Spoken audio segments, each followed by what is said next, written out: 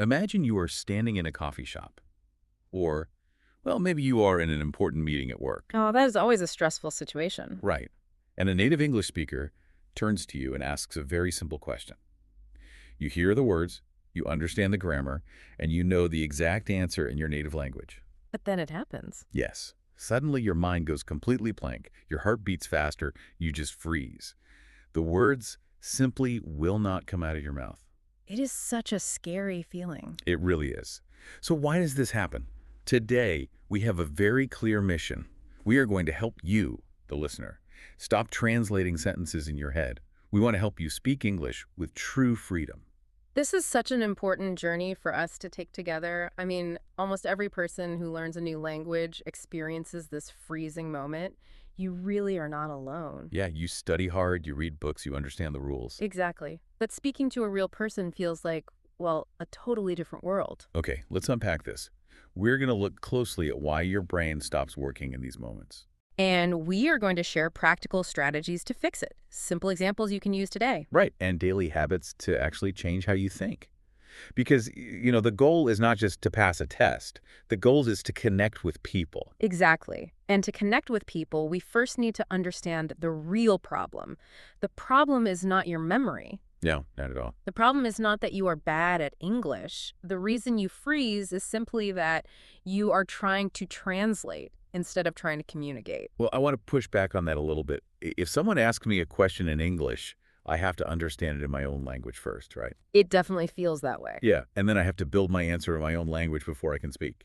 I mean, how else can I possibly know what to say? Right, it feels like that is what you have to do. But let us look at what is really happening inside your mind. Okay, what is happening? It really comes down to a feeling of trust and, well, a fear of making a mistake.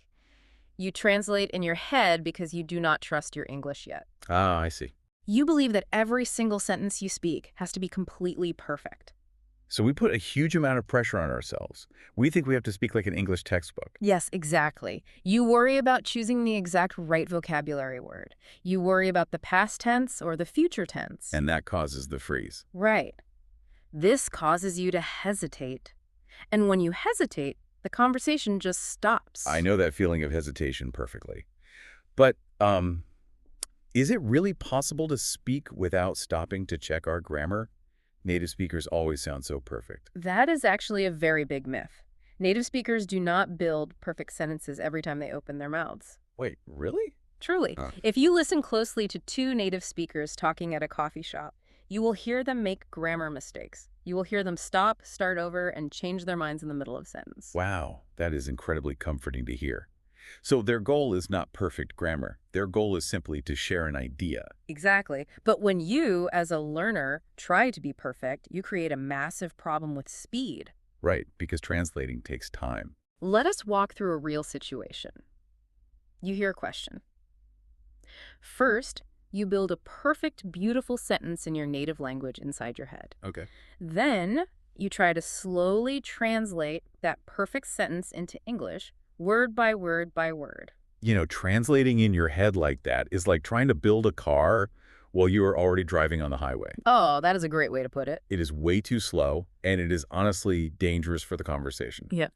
You are trying to do two totally different jobs at the exact same time. That is a wonderful analogy. Because by the time you finish building that perfect car in your head, the other person has already driven away. Yeah, the conversation has moved on to a completely different topic. Right. You finally have your beautiful English sentence ready, but it is too late. The moment is gone. You feel defeated. Exactly. So if translating word by word is too slow, what is the alternative? This raises an important question. If translating words is too slow, we must change how we think. Change how we think. Yes. We need to move away from thinking in words. We need to start thinking in pictures. Thinking in pictures. I want to make sure I understand this clearly. How exactly does a person think in a picture instead of a word? Let us use a very simple, clear example. Imagine a dog. Okay. This dog is running on the green grass in a park. Got it. I have that picture in my mind. A happy dog running in a park. Good. Now, if you are a learner who translates, your brain has to do a massive amount of heavy lifting right now. What do you mean? Well, your brain says the word for dog in my native language equals dog in English. Then your brain says the word for running equals running. Oh, and the word for park equals park. Exactly. That is three separate mental translations just to explain one very simple idea. That sounds exhausting. It is exhausting. It uses all of your brain's energy. Instead of doing all of that translation work, we want you to just see the picture in your mind. Just see the picture. Yes. Look at the dog. Look at the park. Hold that bright picture in your head. Do not think of your native language at all. So I just connect the English words directly to the picture I see. Exactly. You see the picture and you just say, the dog is running in the park. Oh, wow. So I am removing the middle step entirely. I am throwing away my native language for a moment and drawing a straight line directly from the image in my brain to the English words. Yes, exactly. But why is the picture so much faster than the word? Because pictures are how the human brain naturally processes the world. Think about how children learn languages. Oh, right. This is the most natural way to learn. Yes. A baby does not have a native language to translate from. A baby just looks at the world. That is a great point. They just see things. Right. When a small child learns the word dog, they are pointing at a real living dog, or they're looking at a colorful picture of a dog in a book. Yeah. They hear the sound dog, and they connect that sound directly to the furry animal they see. They do not translate. So by thinking in pictures, you're teaching your adult brain to learn English the same natural way. Exactly. And when we do things the natural way, we feel more relaxed. Right. But I have to ask, picturing a dog is easy. What if I want to talk about something more complicated? That is a very fair question. Yeah, how do I find the right English words quickly if I am not translating? That is the next step of our journey today. Now that you are picturing ideas, you have to learn how to store English words in your brain. Okay, how do I do that? You must stop learning single, isolated words. You need to start learning groups of words. Groups of words. So instead of learning one word at a time, I should learn 3 or 4 words together. Exactly. We call these groups of words chunks. A chunk is a piece of something bigger. Okay, a chunk. In language learning, a chunk is a useful everyday phrase. A phrase is simply a group of words that are often used together to create one meaning. Okay, can you give me an example of a chunk or a phrase? Of course. Let us say you feel the feeling of needing food in your stomach. Okay, hunger. Right. Instead of just studying and memorizing the single vocabulary word hungry, you should memorize the complete phrase, I'm really hungry. I see, so the whole sentence is the chunk. Yes. Or, let us say you have a lot of work to do today. Instead of opening a dictionary and memorizing the single word busy, you should memorize the entire phrase. Like, I'm a little busy today. Exactly. Let me stop you right there, because this sounds like a lot of extra work. It does sound like that, doesn't it? Yeah. If I am already struggling to remember one single word, why are you telling me to memorize 5 words at the same time? Doesn't learning a long phrase take more brain energy? It is completely normal to think that. It feels like more work. But the human brain is amazing. Yeah. The brain actually remembers complete chunks much faster and much easier than it remembers single words. Here's where it gets really interesting. Why does the brain prefer chunks? How does that actually work inside our heads? Well, let us think about how the brain stores information. Imagine your brain has a very small workspace, like a tiny table. Okay, a tiny table. You can only put maybe 3 or 4 items on this tiny table at one time. So my brain has a small table for the words I want to use right now. Yes. If you try to build a sentence, word by word, you put the word I on the table, that is 1 item. Right. Then you put the word am on the table, that is 2 items. Then you put a, then little, then busy. Oh, wow. Your tiny table is completely full. Yes. Your brain is working so hard just to hold these separate pieces together. I can feel my brain getting tired just thinking about that. It's way too crowded. Exactly. But if you learn the phrase, I'm a little busy today, as one single chunk, it only takes up 1 space on your brain's table. Wow. That because they are glued together in my memory, the brain treats those 5 words as one single item. Yes, a chunk has its own rhythm and its own meaning. You do not have to think about grammar rules. That is so helpful. Right. You do not have to worry about choosing the verb am or using the article a. You just open your memory, pick up the entire chunk, and use it. So learning phrases actually makes us more fluent. Yes, exactly. And we should remember to be fluent means you are able to speak smoothly and easily. It does not mean you are perfect. It just means the words flow out of you smoothly. That is a beautiful definition of fluent. Using chunks makes your speech flow like water. But once we have these chunks ready, we have to actually go out into the world and use them with real people. Yes. the real-world test. Right. And I think this is where the biggest fear comes back. The fear of sounding unintelligent because you're keeping things too simple. Yes, I hear this from language learners all the time. They say, I'm a smart adult. I have complex thoughts. If I use simple chunks, native speakers will think I am like a child. And then they freeze. Exactly. So they try to use big, complicated grammar. They freeze and they fail. We really need to change this belief today. Simple English is powerful English. Yes, it really is. You do not need long, complicated academic sentences to have a warm, successful conversation. Good conversations usually begin with very basic, simple questions. Let's prove it. Let's walk slowly through a few examples to show how simple real life actually is. These are questions you can memorize as easy chunks. A great way to start is just asking, how is your weekend? Or, if you meet someone new, where are you from? Or to a coworker, what do you usually do after work? Or at a restaurant or event, have you been here before? If you ask those simple questions, you are doing something wonderful. You are inviting the other person to speak. And then the conversation will flow easily. Let's do a little role play to show the listener how simple this really is. Imagine we're at work. I'm going to ask you a question. How's your day going? And my answer is a simple chunk. Pretty good, just a little busy. Then I can ask what you're doing. What are you working on today? I am preparing a presentation. That sounds interesting. Good luck.